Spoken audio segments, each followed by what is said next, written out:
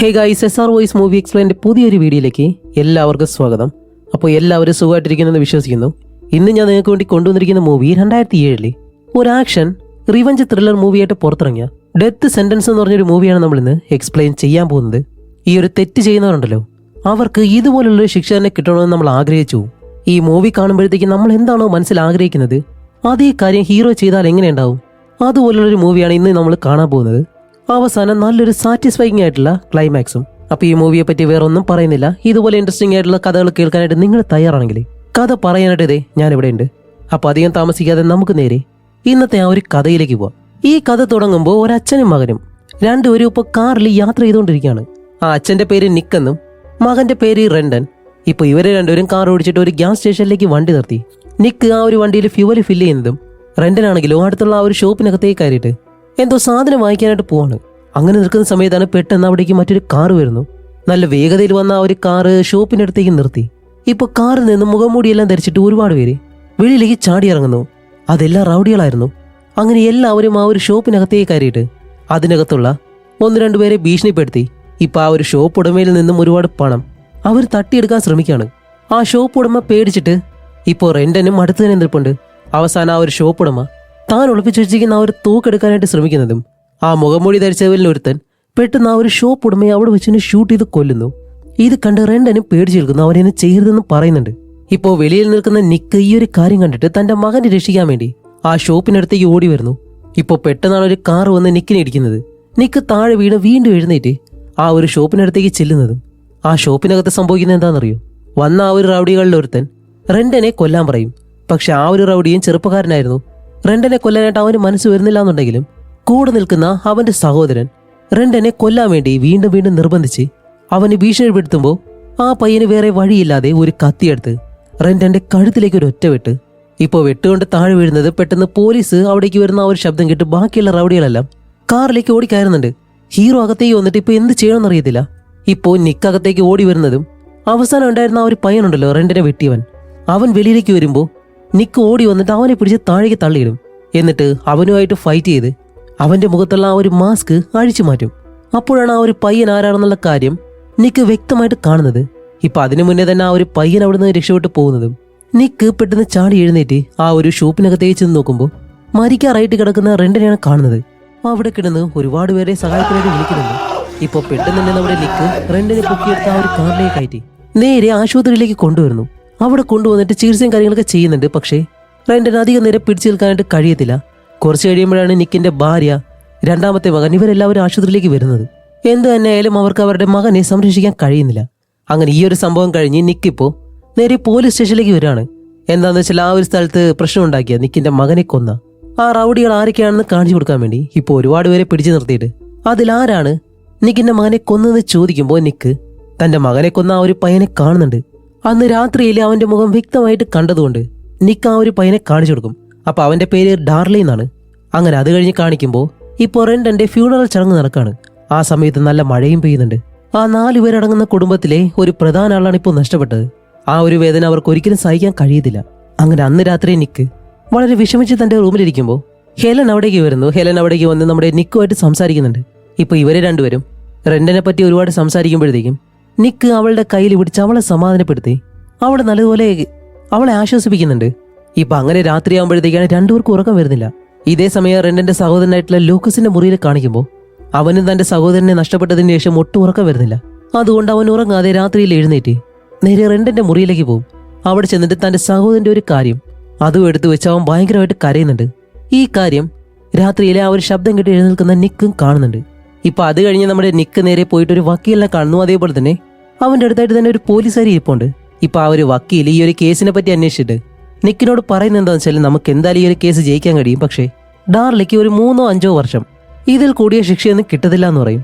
അത് കഴിഞ്ഞ് അവൻ എന്തായാലും റിലീസാവും. അപ്പോൾ ഇതാണ് നമുക്കിപ്പോൾ പറ്റിയ അവസരം. അവൻ എന്തായാലും നമുക്ക് ജയിലിലടയ്ക്കാം. അത് കഴിഞ്ഞ് വേറെ എന്തെങ്കിലും വകുപ്പുകൾ ഉണ്ടെങ്കിൽ അതും ചെയ്യാന്ന് പറയുമ്പോൾ നിക്കിനൊരിക്കലും അത് അംഗീകരിക്കാൻ കഴിയുന്നില്ല. തന്റെ മകനെ കൊന്ന ഒരാൾക്ക് ഇത്രയും സിമ്പിൾ ആയിട്ടുള്ള ശിക്ഷ, അതും അവന്റെ കൂടെ തന്നെ വലിയൊരു ഗ്യാങ് തന്നെയുണ്ട്. അവർ ഇനിയും ഇതുപോലെയുള്ള കാര്യങ്ങൾ ചെയ്യും. അതുകൊണ്ട് നമ്മുടെ നിക്കിപ്പോൾ ഒരു കാര്യം തീരുമാനിക്കാണ്. അത് കഴിഞ്ഞിട്ട് അടുത്ത ദിവസം ആ ഒരു ഹിയറിംഗ്, ആദ്യത്തെ ഹിയറിംഗ് തുടങ്ങുമ്പോഴത്തേക്കും ജഡ്ജി നിക്കിനോട് ചോദിക്കുന്നുണ്ട്, ഇത് തന്നെയാണോ നിങ്ങളുടെ മകനെ കൊന്ന ആ ഒരു പയ്യനെന്ന്. അപ്പോൾ നിക്ക് ഡാർലിനെ നോക്കിയിട്ട് പറയും, ഇല്ല ഇവനാണെന്ന് എനിക്ക് അത്ര ഉറപ്പില്ല എന്ന് പറയും. അപ്പോൾ നിക്കിന് അത്രയും ഉറപ്പില്ലാതെ ഈ ഒരു കാര്യം പറഞ്ഞതുകൊണ്ട് തന്നെ ഡാർലിയെ കോടതി വെറുതെ വിടും. അപ്പോൾ അവനാണെങ്കിലോ ഇപ്പോൾ ഫ്രീ ആയി ഒരു കുഴപ്പമില്ല ആ ഒരു സന്തോഷത്തിൽ വെളിയിലേക്ക് വരുന്നു. ഇപ്പൊ ആ ഒരു വക്കീല്, പോലീസുകാരി ഇവരെല്ലാവരും ഷോക്ക് ആവുന്നുണ്ട് നിക്ക് എന്തുകൊണ്ടാണ് ഇങ്ങനെ പറഞ്ഞതെന്ന്. അങ്ങനെ ഡാർലി ഈ ഒരു കോടതിയിൽ നിന്ന് വെളിയിലേക്ക് ഇറങ്ങുന്നതും അവന്റെ ആ ഒരു ഗ്യാങ് ഉണ്ടല്ലോ, ഇവരെല്ലാവരും റൗഡികൾ തന്നെയാണ്. അതുപോലെ ഡാർലിയുടെ സഹോദരൻ ബില്ലി, അവനാണെങ്കിലോ ഇവന് വന്നിട്ട് കൺഗ്രാറ്റുലേഷൻസ് എല്ലാം പറയുന്നു.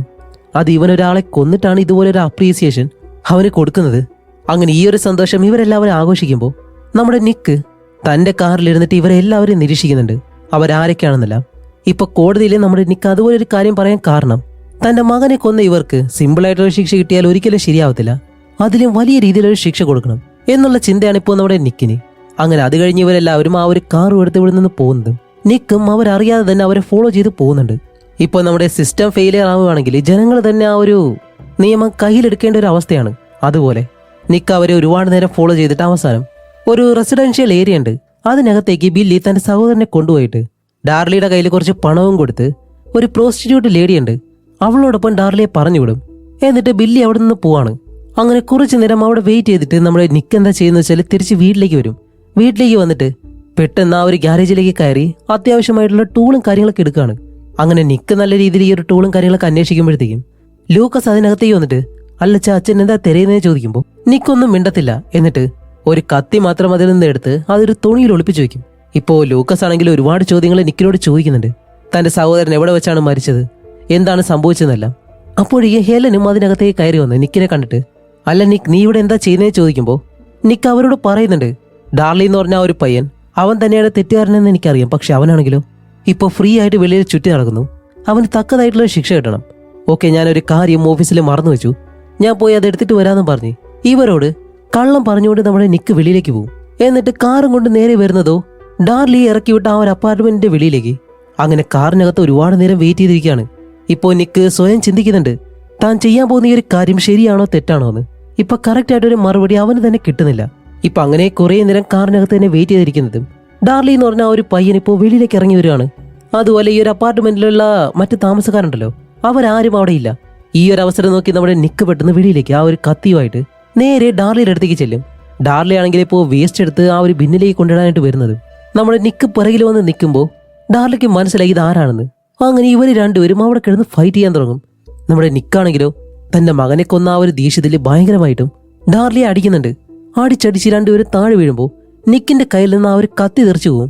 അങ്ങനെ ഫൈറ്റ് ചെയ്തിട്ടാണ് അവസാനം ഡാർലി ആ ഒരു കത്തി പിടിച്ചു വാങ്ങി നമ്മുടെ നിക്കിനെ കുത്താനായിട്ട് ശ്രമിക്കുന്നതും നിക്ക് അവന്റെ മുകളിലേക്ക് കയറി ഇരുന്ന് രണ്ടുപേരും ആ ഒരു കത്തിയിൽ പിടിച്ച് വലിക്കുമ്പോൾ അറിയാതെ ആ ഒരു കത്തി ഡാർലിയുടെ നെഞ്ചിലേക്ക് തറച്ചു കയറും. സത്യത്തിലെ നിക്ക് ഇത് അറിഞ്ഞുകൊണ്ട് ചെയ്തതല്ല, പക്ഷെ ഈ ഒരു കാര്യം സംഭവിച്ചതോടുകൂടി നിക്ക് നല്ലതുപോലെ പേടിച്ചുപോയി. അവൻ അറിയാതെയാണെങ്കിലും ഇപ്പോൾ ഒരു കൊലപാതകം ചെയ്തേക്കാണ്.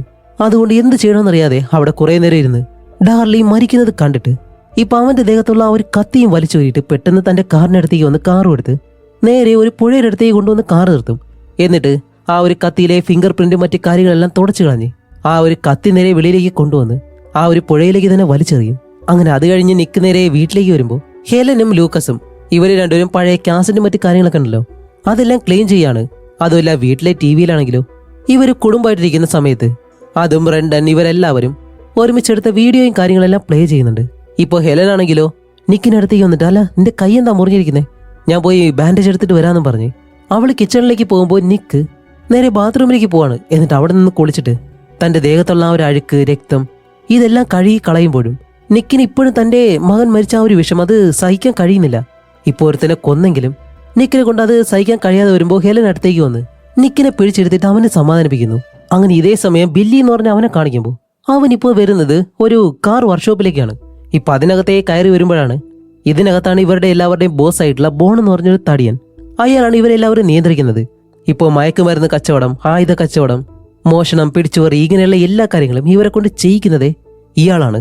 ഇപ്പൊ ഇവർ ചെയ്ത ആ ഒരു പ്രശ്നം കാരണം ഇവർക്ക് ഡ്രഗ് നല്ലതുപോലെ വിൽക്കാൻ കഴിഞ്ഞില്ല എന്ന് പറഞ്ഞ് ബോണ് ബില്ലിയെ ഭയങ്കരമായിട്ട് വഴക്ക് പറയുന്നുണ്ട്. അപ്പോൾ ബില്ലി അതെല്ലാം കേട്ട് അവിടുന്ന് നേരെ വരുന്നത് ഈ ഡ്രഗ് എല്ലാം ഉണ്ടാക്കുന്ന ആ ഒരു സ്ഥലത്തേക്ക്, അതേ ബിൽഡിങ്ങിൽ തന്നെയാണ്. ഇപ്പോൾ ബില്ലി അവിടേക്ക് വരുമ്പോഴാണ് ബില്ലിയുടെ സഹായിയായിട്ടുള്ള അതും ഏറ്റവും വിശ്വസ്തനായിട്ടുള്ള ബോഡി എന്ന് പറഞ്ഞ ഒരുത്തനുണ്ട്. അവൻ ഇപ്പോൾ ബില്ലിയുടെ അടുത്തേക്ക് വന്നിട്ട് ബില്ലിയോട് ആ ഒരു കാര്യം പറയും. വേറെ ഒന്നുമല്ല, ഡാർലി അവൻ മരിച്ചു എന്നുള്ള കാര്യം.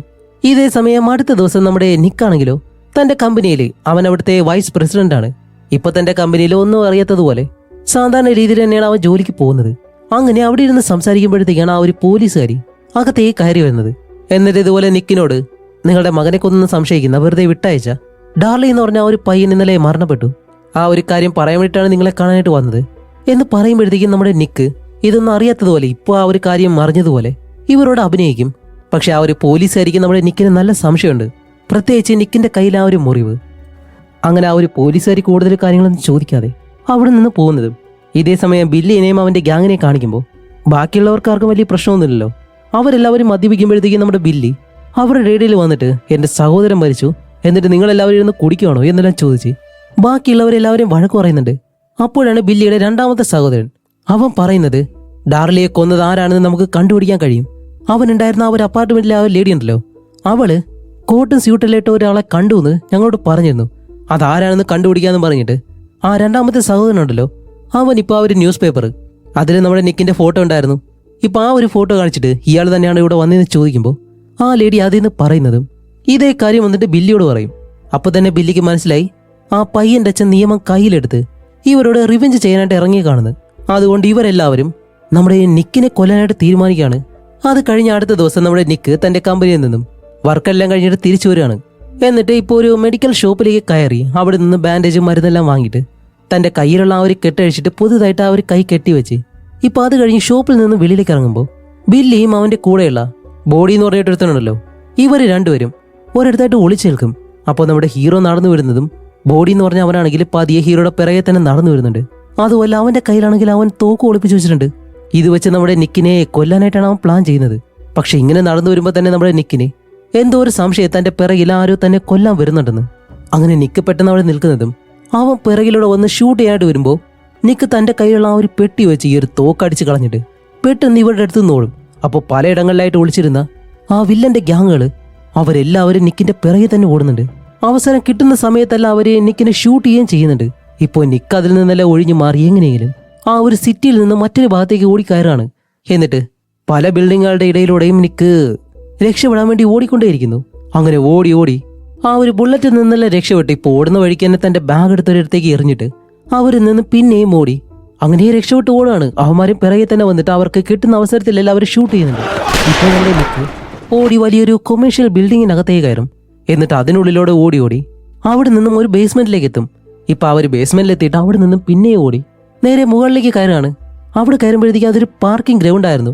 ഇപ്പൊ അവിടെയുള്ള ഓരോ കാറുകളുടെ അടുത്തേക്ക് ചെന്നിട്ട് ആ കാറുകളിലെല്ലാം ഭയങ്കരമായിട്ട് തട്ടുമ്പോഴത്തേക്കും അതിൽ നിന്ന് ആ ഒരു ശബ്ദം കേൾക്കുമല്ലോ, അലാറ ശബ്ദം, അത് കേൾക്കുന്നു. ഇപ്പൊ പല കാറുകളിലും അങ്ങനെ തന്നെ നമ്മുടെ നിക്ക് ഇവരുടെ ശ്രദ്ധ മാറ്റാൻ വേണ്ടി ഓരോ കാറുകളുടെ മുകളിലേക്ക് കയറുന്നു. അതിലെല്ലാം ഇതുപോലെ ശബ്ദം ഉണ്ടാക്കുന്നുണ്ട്.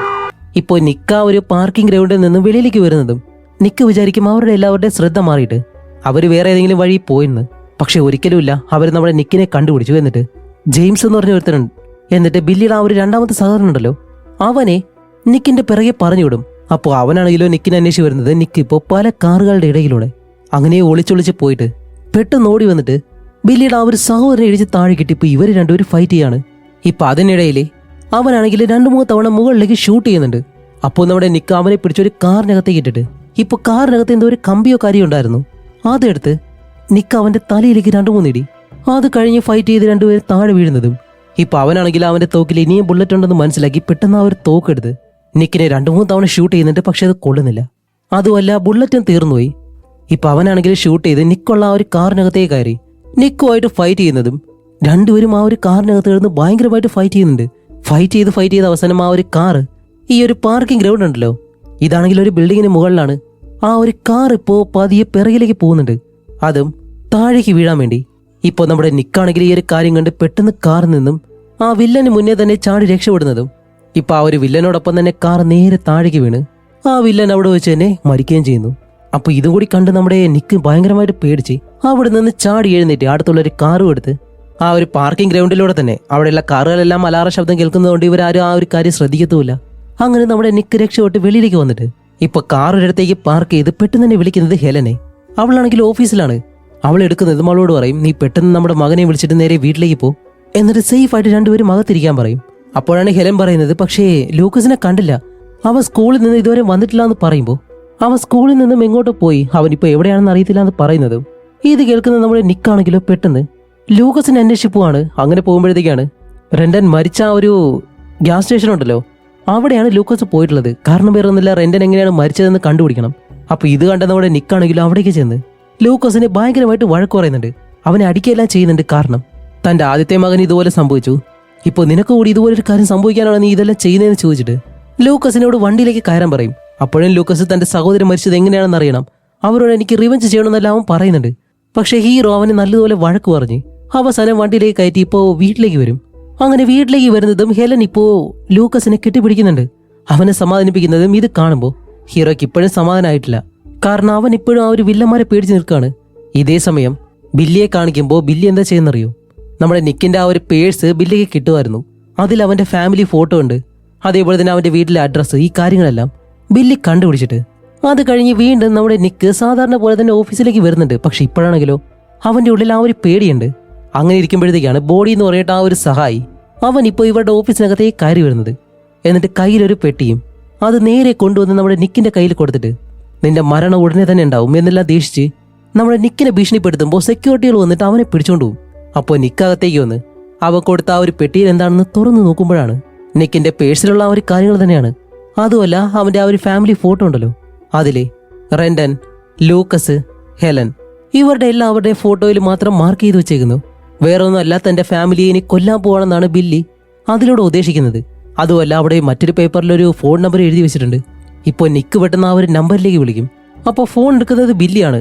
ഇപ്പോൾ നിക്ക് പറയും, നീ എൻ്റെ ഫാമിലിയെ തൊട്ട് കഴിഞ്ഞാൽ നിന്നെ ഞാൻ കൊല്ലുമെന്നെല്ലാം ബില്ലിയെ ഭീഷണിപ്പെടുത്തുമ്പോൾ ബില്ലി ചിരിച്ചുകൊണ്ട് നീ ഒന്നും ചെയ്യാൻ പോകുന്നില്ല, കാരണം നീ കൊന്നത് എൻ്റെ സഹോദരനാണ്, അതുകൊണ്ട് എൻ്റെ സഹോദരങ്ങൾക്ക് വേണ്ടി നിന്റെ ഫാമിലിയെ മുഴുവൻ ഞാൻ കൊല്ലാൻ പോകുന്നെന്ന് പറഞ്ഞ് ഫോണും കട്ട് ചെയ്യുന്നു.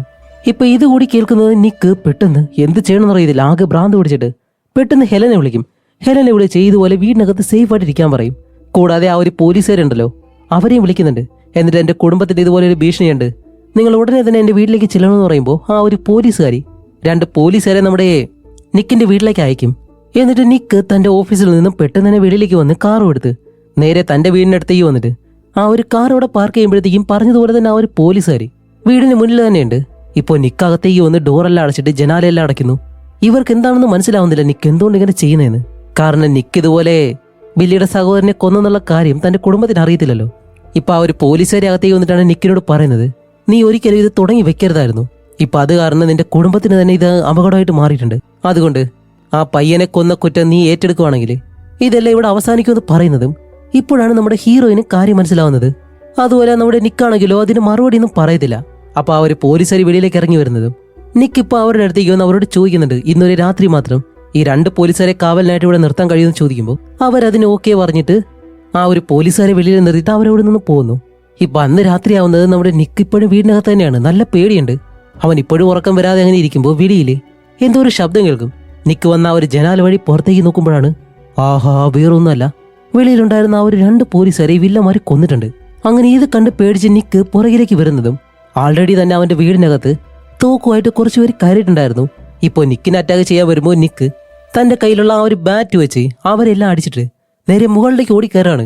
ഓടിക്കയറുന്ന സമയത്താണെങ്കിൽ ഒരുത്തം പുറകിൽ വരുമ്പോൾ ആ ബാറ്റ് കൊണ്ട് ഒരു ഒറ്റയേറാവനെ എന്നിട്ട് ഓടി മുകളിലേക്ക് കയറാൻ വരുന്നതും അവരൊരു ഷോട്ട് ഗൺ കൊണ്ടുവന്നിട്ട് നിക്കിനെ ഷൂട്ട് ചെയ്യുന്നുണ്ട്. പക്ഷെ നിക്ക് അതിൽ നിന്ന് രക്ഷപ്പെട്ട് നേരെ മുകളിലേക്ക് കയറുമ്പോൾ ബില്ലി ഉണ്ടല്ലോ അവ മുകളിലേക്ക് വരുന്നു. ഇപ്പോ നിക്കിനെ കൊല്ലുന്നുള്ള അവസ്ഥയാവുന്നതും നിക്ക് എന്താ ചെയ്യുന്ന വെച്ചാൽ അവനെ പിടിച്ച് ഒരു ഒറ്റ ചാടം താഴേക്ക് ആ ഒരു പടിക്കെട്ടുകളെല്ലാം പൊട്ടിച്ചിട്ട് 2 പേരും താഴേക്ക് ഒന്ന് വീഴുന്നതും ഇപ്പോൾ ബാക്കിയുള്ളവർ മുകളിലേക്ക് പോവും. എന്നിട്ട് ഹെലനെയും അതേപോലെ തന്നെ ലൂക്കസ് ഇവരെ 2 പേരെയും അവർ പിടിച്ച് താഴേക്ക് കൊണ്ടുവരുന്നു. നമ്മുടെ നിക്കാണെങ്കിൽ വീണ വീഴ്ചയിൽ അവന് എഴുന്നേൽക്കാനും കഴിയുന്നില്ല. ഇപ്പോൾ നിക്കിന്റെ മുന്നിൽ വെച്ച് തന്നെ നിന്റെ കുടുംബത്തെ ഞങ്ങൾ കൊല്ലാൻ പോവാണെന്ന് പറഞ്ഞ് ബില്ലി ആദ്യം ഹെലനെ ഷൂട്ട് ചെയ്യും. അത് കഴിഞ്ഞിട്ട് ലൂക്കസിനെയും. അതുമല്ല നിക്ക് ഓടി വരുന്നതും അവന്റെ വയറിലും ഇതേപോലെ ബില്ലി ഷൂട്ട് ചെയ്യുന്നതും പാവം നിക്ക് താഴെ വന്ന് വീഴുന്നു. ഇപ്പൊ തന്റെ കുടുംബത്തോടൊപ്പം അവിടെ തന്നെ കിടക്കാണ്. ഈ വില്ലന്മാരാണെങ്കിലോ ഇവരെല്ലാവരും മരിക്കുന്നത് നോക്കി നിന്നിട്ട് അവിടെ നിന്ന് വെളിയിലേക്ക് പോകുന്നതും ഇപ്പോൾ നിക്കിന്റെയും ബോധം പോകുന്നുണ്ട്. കുറെ കഴിഞ്ഞ് നിക്ക് കണ്ണുറക്കുമ്പോൾ അവനിപ്പോൾ ഹോസ്പിറ്റലാണ്. അതുപോലെ എഴുന്നിട്ട് ഉടനെ തന്നെ ചാടി എന്റെ ഭാര്യ എന്റെ മകൻ എന്തെന്നെല്ലാം ചോദിക്കുമ്പോൾ ഈ ഡോക്ടർമാർ അവനെ പിടിച്ചു നിർത്താൻ ശ്രമിക്കുന്നുണ്ട്. ഇപ്പോൾ വീണ്ടും ബോധം നഷ്ടപ്പെട്ട് കുറെ കഴിഞ്ഞ് അവൻ പിന്നെ കണ്ണുറക്കുമ്പോൾ ഇപ്പോൾ ഒരു നേഴ്സ് അടുത്തുണ്ട്. അപ്പോഴേക്കാണ് ആ ഒരു പോലീസുകാരെ അകത്തേക്ക് വന്നിട്ട് നിക്ക് നീ ഇപ്പോഴെങ്കിലും ഈ ഒരു യുദ്ധം അവസാനിപ്പിക്കണം, എന്നാലേ നിന്റെ കുടുംബത്തിന് രക്ഷപ്പെടാൻ കഴിയത്തില്ല. കാരണം ഒരു ഗുഡ് ന്യൂസ് ഉണ്ട്. ലൂക്കസിന് ഇപ്പോഴും ജീവനുണ്ട്. അതുകൊണ്ട് അവന് വേണ്ടി നീ ജീവിക്കണമെന്ന് പറയുന്നതും ലൂക്കസ് പെട്ടെന്ന് എഴുന്നേറ്റ് എൻ്റെ മകനെ കാണണമെന്നും പറഞ്ഞ് ആ റൂമിന് വെളിയിൽ വന്ന് നിൽക്കാണ്. എന്നിട്ട് നിക്ക് പറയും എനിക്ക് എൻ്റെ മകനോട് സംസാരിക്കണമെന്ന് പറഞ്ഞ് നിക്ക് നേരെ അകത്തേക്ക് കയറിപ്പോവും. എന്നിട്ട് ലൂക്കസിന്റെ അടുത്ത് വന്നിരുന്ന അവന്റെ കയ്യിൽ പിടിച്ചിട്ട് അവനോട് ക്ഷമ പറയുന്നുണ്ട്. കാരണം നിക്ക് കാരണമാണ് ഇതെല്ലാം സംഭവിച്ചത്. അങ്ങനെ ഇത്രയും കാര്യങ്ങൾ പറഞ്ഞിട്ട് നിക്ക് ഇപ്പോൾ എഴുന്നേറ്റ് ഇവരാരും കാണാതെ പിറകിലത്തെ ആ ഒരു ബാത്റൂമിലേക്ക് പോകും. എന്നിട്ട് നിക്ക് നേരെ പോകുന്നതോ അവന്റെ വീട്ടിലേക്ക്. ഇപ്പോഴും അവിടെ ആ ഒരു പോലീസുകാര് ക്രൈം നടന്ന സ്ഥലമാണല്ലോ. ഇപ്പൊ അവിടേക്ക് വന്നിട്ട് നേരെ അകത്തേക്ക് കയറി തന്റെ ആ ഒരു ഹോസ്പിറ്റലിലെ വസ്ത്രമെല്ലാം മാറ്റി വേറൊരു വസ്ത്രം എടുത്തിട്ട് നേരെ ബാങ്കിലേക്ക് പോകും. അവിടെ ചെന്നിട്ട് എന്താണ് തന്റെ കയ്യിലുള്ള മൊത്ത പണവും അതേപോലെ തന്നെ പിൻവലിക്കുന്നുണ്ട്. എന്നിട്ട് ആ ഒരു മൊത്ത പണവും ക്യാഷായിട്ട് തന്നെ അവിടെ നിന്ന് എടുത്ത് നിക്കിപ്പോ ചെയ്യാൻ പോകുന്നത് വേറെ ഒന്നല്ല, ബില്ലിനെയും അവന്റെ കൂട്ടാളികളെയും ഇല്ലാതാക്കാൻ പോവാണ്. അതിനുവേണ്ടി വെളിയിൽ കാറിൽ വന്നിരുന്ന് തന്റെ ഒരു സുഹൃത്തിനെ വിളിച്ചിട്ട് ഈ ഒരു വില്ലന്മാരെല്ലാം വരുന്ന ആ ഒരു സ്ഥലമുണ്ടല്ലോ, ഒരു ബാറുണ്ട്, അതിന്റെ ലൊക്കേഷൻ മനസ്സിലാക്കി നിക്ക് നേരെ അവിടേക്ക് പോകും. അവിടെ വന്നിട്ട് ആ ഒരു ബാർ നടത്തുന്നവൻ അവനോട് കുറച്ച് പണവും കൊടുത്ത് ഇതുപോലെ ബില്ലിയും ഗ്യാങ് എവിടെ ഉണ്ടാവും എന്ന് ചോദിക്കുമ്പോൾ അവനാണെങ്കിൽ ഈ ഒരു പണം കണ്ടിട്ട് ചിരിച്ചുകൊണ്ട് പറയാണ് ഇല്ല, ഒരിക്കലും അത് പറയാൻ കഴിയത്തില്ല എന്ന് പറയും. എന്നിട്ട് നമ്മുടെ നിക്കിനെ കളിയാക്കുകയും കൂടി ചെയ്യും. ഇത് കാരണം നിക്കിന് നല്ല ദേഷ്യം വന്ന് അവനെ അങ്ങനെ പിടിച്ചിട്ട് ഒരു ഒറ്റ ഇടി, അതുപോലെ അടുത്ത് നിന്ന് ഓടി വരുന്ന ഒരുത്തന്റെ മൂക്കിലേക്ക് ഒരു ഇടി. എന്നിട്ട് അവനെ ഭീഷണിപ്പെടുത്തിയിട്ടാണ് നിക്ക് ചോദിക്കുന്നത് ശരി ഇപ്പൊ പറയും അവൻ എവിടെ ഉണ്ടെന്ന് ചോദിക്കുമ്പോൾ അയാളാണെങ്കിൽ പേടിച്ചിട്ട് എഴുന്നേറ്റ് ഓക്കെ ഞാൻ പറയാമെന്ന് പറഞ്ഞ് അതേപോലെ തന്നെ ആ ഒരു ലൊക്കേഷൻ ബില്ലിയുള്ള ആ ഒരു ലൊക്കേഷൻ പറഞ്ഞു കൊടുക്കുന്നു. കൂടാതെ ലോക്കലായിട്ട് ഈ ഒരു ഗണ്ണെല്ലാം വിൽക്കുന്ന ബില്ലിയുടെ ഒക്കെ ബോസ് ഉണ്ടല്ലോ അയാളുടെ ലൊക്കേഷനും പറഞ്ഞു കൊടുക്കും. അപ്പോൾ നിക്ക് ആ ഒരു പണവുമായിട്ട് നേരെ അയാളുടെ മുന്നിലേക്ക് വന്ന് ഇപ്പോൾ നിക്കിനെ കാണുമ്പോൾ തന്നെ അയാൾ പറയുന്നുണ്ട് സോറി, നേരത്തെ അറിയാത്ത ആളുകളോട് ഞങ്ങൾ ഒരിക്കലും ബിസിനസ്സിൽ ഏർപ്പെടുത്തില്ല എന്ന് പറയുമ്പോൾ ഹീറോ പെട്ടെന്ന് തന്റെ കയ്യിലുള്ള ആ ഒരു പണം ഉണ്ടല്ലോ അതെല്ലാം എടുത്ത് കാണിക്കും. എന്നിട്ട് നിന്റെ കയ്യിലുള്ള തോക്കുകൾ എനിക്ക് വേണമെന്ന് പറയുന്നതും ഇത്രയും പണം കാണുമ്പോഴത്തേക്ക് അയാൾ എന്തായാലും അത് ചെയ്യാനായിട്ട് താല്പര്യം കാണിച്ച ആ ഒരു തോക്കുകളുണ്ടല്ലോ അതെല്ലാം എടുത്ത് നമ്മുടെ നിക്കിന് കാണിച്ചു കൊടുക്കാണ്. അപ്പോൾ നിക്ക് ആ ഒരു പണം വെച്ച് വാങ്ങിക്കാൻ കഴിയുന്ന എല്ലാ തോക്കുകളും അവൻ വാങ്ങിയിട്ട് തോക്കുകൾ മാത്രമല്ല ബുള്ളറ്റും കാര്യങ്ങളെല്ലാം വാങ്ങി നിക്ക് ആ ഒരു തോക്കുകളായിട്ട് തിരിച്ച് നടക്കുമ്പോഴത്തേക്കാണ് ബോണെന്ന് പറഞ്ഞ അയാൾ പെട്ടെന്ന് നമ്മുടെ നിക്കിനെ വിളിക്കുന്നത്. എന്നിട്ട് പറയും നീ ഇപ്പൊ കൊല്ലാൻ പോകുന്നത് ആരെയാണെന്ന് എനിക്കറിയാം, അത് വേറെ ആരുമല്ല എന്റെ മകനാണെന്ന് പറയും. വേറൊന്നല്ല, ബോണെന്ന് പറഞ്ഞ ഇയാളുടെ മകൻ തന്നെയാണ് ബില്ലി. പക്ഷെ അയാൾക്ക് തന്റെ മകൻ മരിക്കുന്നതിനോടോ ജീവിച്ചിരുന്നാലോ അയാൾക്ക് അതൊന്നും വലിയ കാര്യമല്ല. അതുകൊണ്ട് അയാൾ ഈ ഒരു വിവരം മാത്രം പറയും, നീ അവിടേക്ക് ചെന്നാൽ ഒരിക്കലും നിനക്ക് തിരിച്ചു വരാൻ കഴിയത്തില്ലെന്ന്. പക്ഷെ ഇതൊക്കെ കേട്ടിട്ട് നമ്മുടെ നിക്ക് ഒരിക്കലും അവസാനിപ്പിക്കാൻ തയ്യാറല്ല. അതുകൊണ്ട് നിക്ക് നേരെ പോകുന്നത് തന്റെ വീട്ടിലേക്ക്. അവിടെ ചെന്നിട്ട് ആ ഒരു ബുള്ളറ്റ് എല്ലാം ലോഡ് ചെയ്ത് അതൊക്കെ എങ്ങനെയാണ് ഷൂട്ട് ചെയ്യുന്നത് എന്നെല്ലാം കറക്റ്റായിട്ട് മനസ്സിലാക്കി. കൂടാതെ അവന്റെ തലയിലെ മുടിയെല്ലാം മുട്ടയടിക്കും. അവന്റെ രൂപം തന്നെ മാറുകയാണ്. കാരണം ഒരു സാധാരണ മനുഷ്യൻ വളരെ സമാധാനത്തോടെ ജീവിക്കുന്നു. അവന് നിയമത്തിന്റെ സഹായമില്ല, പോലീസിന്റെ സഹായം കിട്ടുന്നില്ല. അപ്പൊ അവന്റെ ഉള്ളിലെ ആ ഒരു സാധാരണക്കാരനുള്ളിലെ നല്ല മനസ്സെല്ലാം പോയിട്ട് ഇപ്പൊ അവനൊരു ദുഷ്ടനായിട്ട് മാറാൻ പോവാണ്. എന്നിട്ട് റെൻഡൻ മരിച്ച ദിവസം അവനിട്ടിരുന്ന ആ ഒരു ജാക്കറ്റ് ഉണ്ട്, ആ ഒരു ജാക്കറ്റും എടുത്ത് ധരിച്ച് നിക്ക് ആ ഒരു തോക്കുകളും എടുത്തിട്ട് പെട്ടെന്ന് വെളിയിലേക്ക് പോവാണ്. അവിടുന്ന് നേരെ പോകുന്നതോ ഒരു പഴയ ബിൽഡിങ്ങിലേക്ക്. ഇപ്പൊ അതിനകത്തേക്ക് ഭയങ്കരമായിട്ട് കയറി ചെന്ന് ഇപ്പൊ ഒരു റൂമില് ബില്ലിയുടെ ഗ്യാങ്ങിലുള്ള ഒരുത്തനും അതേപോലെ തന്നെ വേറൊരു പെണ്ണും ഉണ്ടായിരുന്നു. അതിനകത്തേക്ക് കയറും, ആ ഒരു ഡോറും ഷൂട്ട് ചെയ്ത് തകർത്തിട്ട് എന്നിട്ട് അവന്റെ അടുത്തേക്ക് നല്ലതുപോലെ ഷൂട്ട് ചെയ്ത് പേടിപ്പിച്ച് ഇപ്പൊ അവനോട് ബില്ലി എവിടെയെന്ന് ചോദിക്കുമ്പോൾ അവനാണെങ്കിലോ പേടിച്ചിട്ട് അവസാനം ഇവിടെ അടുത്തായിട്ട് തന്നെ ഒരു മെന്റൽ ഹോസ്പിറ്റലുണ്ട് അതിനകത്താണെന്ന് പറയും. അപ്പോൾ നമ്മുടെ നിക്ക് അവന്റെ അടുത്ത് ഒരു ഫോൺ ഇട്ട് കൊടുത്തിട്ട് ശരി ബില്ലിയെ വിളിക്കാൻ പറയും. അപ്പൊ അവനാണെങ്കിലോ ബില്ലിയെ വിളിക്കുന്നു. ബില്ലി ഫോൺ എടുക്കുന്നതും നിക്ക് ബില്ലിയോട് പറയുന്നുണ്ട് ഓക്കെ, അപ്പോൾ നീ ഇപ്പോഴും ജീവനോടുണ്ടെങ്കിൽ ഇനി അധിക കാലം അത് നീണ്ടു പോകത്തില്ല, ഞാൻ നിനക്ക് വേണ്ടി വരുന്നു എന്നും പറഞ്ഞ് ബില്ലിയുടെ സഹായമായിട്ടുള്ള ഈ ഒരു മുട്ടയുണ്ടല്ലോ അവനെ ഈ ഒരു ഫോണിൽ സംസാരിച്ചുകൊണ്ടിരിക്കുമ്പോൾ തന്നെ ഷൂട്ട് ചെയ്ത് കൊല്ലുന്നു. ഈ കാര്യം ബില്ലി കേൾക്കുകയും ചെയ്യുന്നുണ്ട്. ഇപ്പൊ അവസാനം ബില്ലിക്ക് മനസ്സിലായി ആ ഒരു യുദ്ധം അത് തുടങ്ങി കഴിഞ്ഞു എന്ന്. ഇതേ സമയം ബോൺസ് എന്ന് പറഞ്ഞിട്ട് അയാളുണ്ടല്ലോ ഇവരുടെ എല്ലാവരുടെയും ബോസ്, അയാള് തന്റെ മകനായിട്ടുള്ള ബില്ലിയെ കാണാൻ വേണ്ടി വരുവാണ്. എന്നിട്ട് ബില്ലിയെ കണ്ടിട്ട് ബില്ലിയോട് പറയും ഇപ്പൊ നടക്കുന്ന അവസ്ഥ എന്താണെന്നറിയാലോ, അയാൾ എന്തായാലും തുനിഞ്ഞിറങ്ങിയേക്കാണ്, അതുകൊണ്ട് നീ ഇതിൽ നിന്ന് ഒഴിഞ്ഞു മാറണം, ഇതെല്ലാം ഇവിടെ വെച്ച് നിർത്താന്ന് പറഞ്ഞിട്ട് ബില്ലിയെ ഭീഷണിപ്പെടുത്തും വഴക്കെല്ലാം പറയുന്നുണ്ട്. പക്ഷെ ബില്ലിക്കാണെങ്കിലോ ഒരിക്കലും ഇത് നിർത്താനായിട്ട് താല്പര്യമില്ല. കാരണം ഇയാളൊരു അച്ഛന്റെ സ്ഥാനത്ത് നിന്നല്ല പറയുന്നത്, അയാൾക്ക് അയാളുടെ ബിസിനസ് നടത്തണം, അതിനു വേണ്ടിയിട്ട് ബില്ലി വേണം. ഇപ്പൊ അവസാനം ബില്ലി എന്താ ചെയ്യുന്നറിയോ, സ്വന്തം അച്ഛനാണെന്ന് പോലും നോക്കാതെ അയാളെ ഷൂട്ട് ചെയ്ത് അതോ അയാളുടെ തലയിലേക്ക് ഷൂട്ട് ചെയ്ത് അയാളെ കൊന്നിട്ട് ബില്ലി ഇപ്പൊ അയാളെ നോക്കി ചിരിച്ച് അയാളുടെ കാറും എടുത്തിട്ട് അവിടെ നിന്ന് പോവാണ്. ഇപ്പോൾ നിക്കിനെ കാണിക്കുമ്പോഴത്തേക്ക് നിക്ക് ആ ഒരു മെന്റൽ ഹോസ്പിറ്റൽ ഉണ്ടല്ലോ അതിന് വെളിയിൽ വെയിറ്റ് ചെയ്യാണ്. അതുപോലെ അതിന്റെ ഗേറ്റ് എല്ലാം പൂട്ടിയിട്ടേക്കുന്നു. ഇത് കണ്ട നിക്ക് തന്റെ കാർ നല്ല വേഗതയിൽ ഓടിച്ചുകൊണ്ടുവന്ന ആ ഒരു ഗേറ്റും തകർത്ത് അകത്തേക്ക് വരുമ്പോൾ അവിടെ വെളിയിലൊരുത്തൻ നിൽപ്പുണ്ടായിരുന്നു. അവനാണെങ്കിലോ നിക്ക് വരുന്ന ഈ ഒരു കാറിന്റെ ശബ്ദം കേട്ട് പെട്ടെന്ന് അവന്റെ ആ ഒരു വണ്ടിയിലേക്ക് കയറുന്നതും രക്ഷോട്ട് പോകാനായിട്ടാണ്. പക്ഷെ അതിനു മുന്നേ തന്നെ നിക്ക് കാർ ഓടിച്ചു വന്നിട്ട് ഈ ഒരു വണ്ടിയിലേക്ക് ഒരു ഒറ്റയിടി അതിനകത്തിരുന്നവൻ അപ്പം തന്നെ തീർന്നിട്ടുണ്ട്.